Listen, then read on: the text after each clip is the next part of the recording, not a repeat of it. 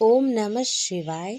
जिस प्रकार इस ब्रह्मांड का ना कोई अंत है और ना ही कोई शुरुआत, उसी प्रकार शिव अनादि है। संपूर्ण ब्रह्मांड के शिव के अंदर समाया हुआ है। आइए श्रवण करते हैं सोमवार व्रत कथा। प्राचीन काल की बात है। एक नगर में एक धनवान साहूकार रहता था, जिसके घर में धन की कोई कमी नहीं थी। परंतु उसको एक बड़ा दुख था कि उसके कोई पुत्र नहीं था। वह इसी चिंता में दिन रात लगा रहता था।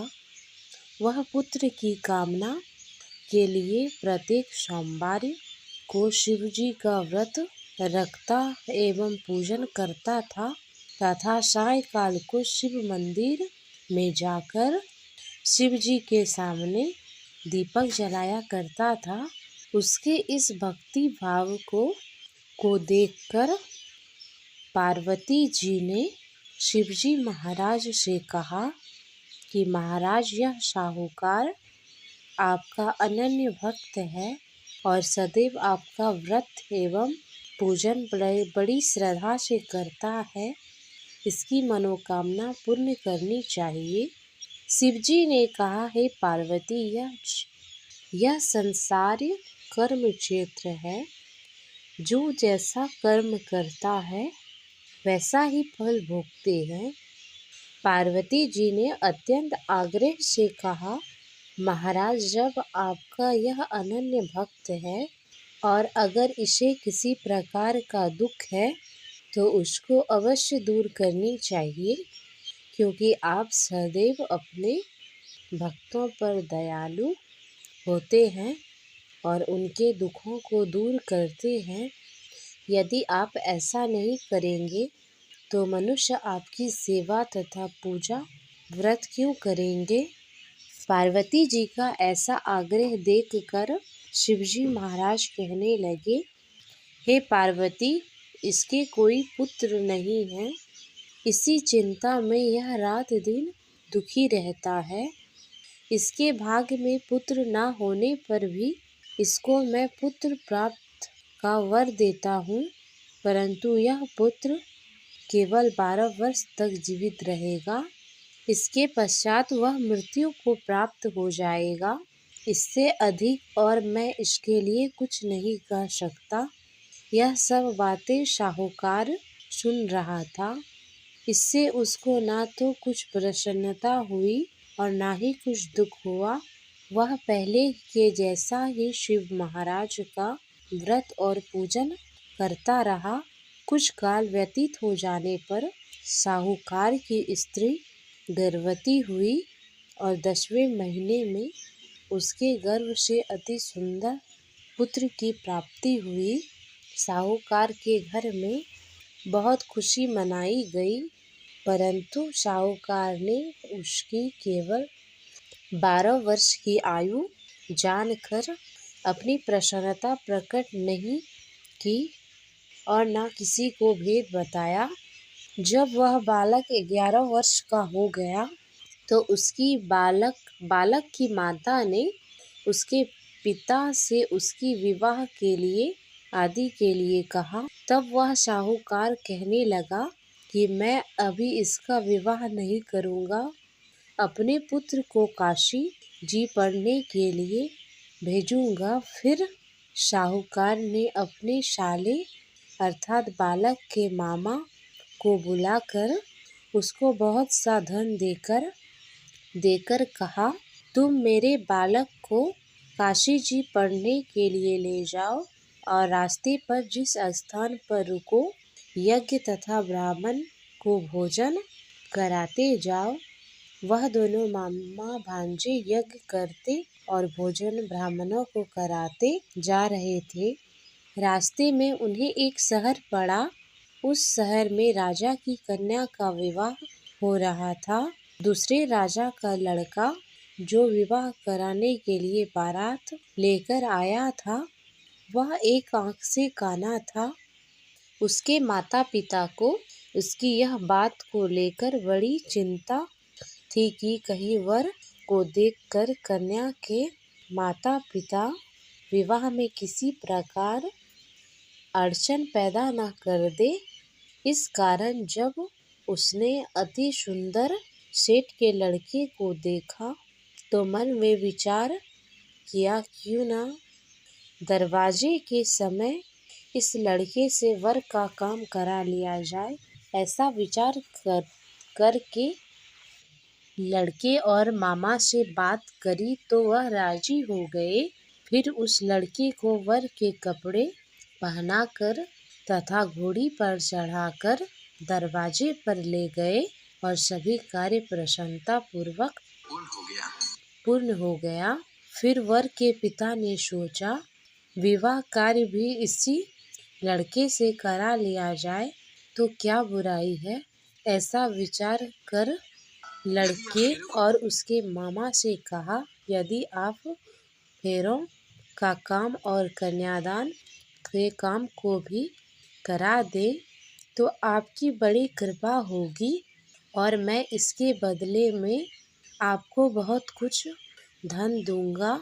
तो उन्होंने स्वीकार कर लिया और विवाह कार्य भी बहुत अच्छी तरह संपन्न हो गया।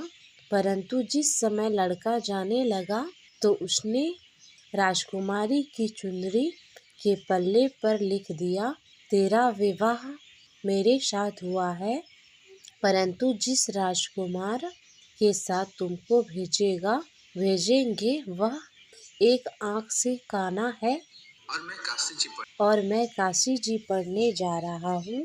लड़के के जाने के पश्चात ही उस राजकुमारी ने जब अपनी चुनरी पर ऐसा लिखा देखा तो उसने राजकुमार के साथ जाने से मना कर दिया और कहा कि वह मेरा पति नहीं है, मेरा विवाह इसके साथ नहीं हुआ है, वह तो काशी जी पढ़ने गया है।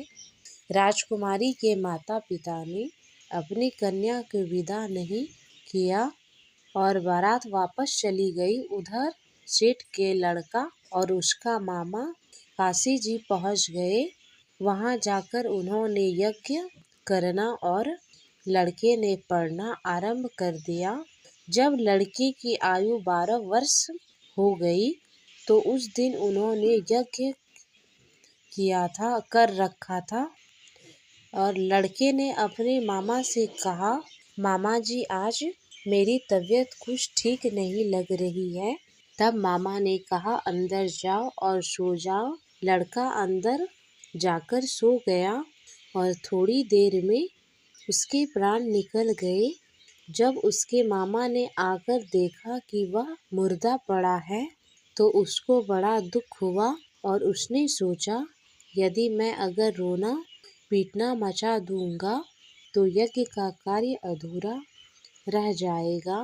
अतः उसने जल्दी से यज्ञ का कार्य समाप्त कर लिया। ब्राह्मणों के जाने के बाद रोना पीटना आरंभ कर दिया। संयोगवश उसी समय शिव और पार्वती जी उधर से जा रहे थे। जब उन्होंने जोर जोर से रोने की आवाज सुनी तब पार्वती जी कहने लगी, महाराज कोई दुखिया रो रहा है, उसके कष्ट को दूर कीजिए। जब शिव पार्वती ने पास जाकर देखा तो वहाँ एक लड़का मुर्दा पड़ा था। पार्वती जी कहने लगी, महाराज यह तो उसी सेठ का लड़का है जो आपके वरदान से हुआ था। हे महाराज, इस बालक को और आयु दीजिए, नहीं तो इसके माता पिता तड़प तड़प के मर जाएंगे। पार्वती जी के बार बार आग्रह करने पर शिव जी ने उसको जीवन वरदान दिया और शिव जी महाराज की कृपा से लड़का जीवित हो गया। शिव जी और पार्वती जी कैलाश पर्वत पर चले गए। तब वह लड़का और मामा उसी प्रकार यज्ञ करते तथा ब्राह्मणों को भोजन कराते कराते अपने घर की ओर चल पड़े। रास्ते में उसी शहर में आए जहाँ उसका विवाह हुआ था। वहाँ पर आकर उन्होंने यज्ञ आरंभ कर दिया। तो उस लड़के के ससुर ने उसको पहचान लिया और अपने महल में ले गया। ले जाकर उसकी बड़ी खातिर की, साथ ही बहुत सारे धन दासियों सहित आदर पूर्वक लड़की को और जमाई को विदा किया। जब वह अपने शहर के निकट आए तो मामा ने कहा कि मैं तुम्हारे पहले घर जाकर खबर कर आता हूँ। जब उस लड़के के मामा घर पहुँचा तो लड़के के माता पिता घर की छत पर बैठे थे और यह प्रण कर रखा था, यदि हमारा पुत्र सकुशल वापस आया तो हम राजी खुशी वापस नीचे आ जाएंगे, नहीं तो छत से गिरकर अपनी प्राण खो देंगे। इतने में ही उस लड़के के मामा ने आकर यह समाचार दिया कि आपका पुत्र आ गया है, तो उनको विश्वास नहीं हुआ। तब उसके मामा ने शपथ पूर्वक कहा, आपका पुत्र आपकी पुत्रवधू के साथ बहुत सारा धन लेकर आए हैं। तो सेठ ने आनंद के साथ उसका स्वागत किया और बड़ी प्रसन्नता के साथ रहने लगे।